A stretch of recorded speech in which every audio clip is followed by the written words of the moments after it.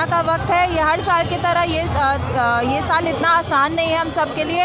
हम सबको थोड़ा भर पंडाल चाहिए, घूमिए फिरिए खाइए, लेकिन थोड़ा डिस्टेंस मेंटेन करिए, सैनिटाइजर्स का यूज़ करिए, मास्क का यूज़ करिए और पूरी तरह से प्रिकॉशन लेकर ही ये फेस्टिवल को मनाइए। ऐसा ना हो कि फेस्टिवल के बाद हम लोगों को और डॉक्टर्स को और की मेहनत बढ़ जाए। तो मैं यही अब लोगों तक पैगाम यही पहुंचाऊंगी कि प्लीज़ आप फेस्टिवल मनाइए, लेकिन पूरी प्रिकॉशंस लेकर।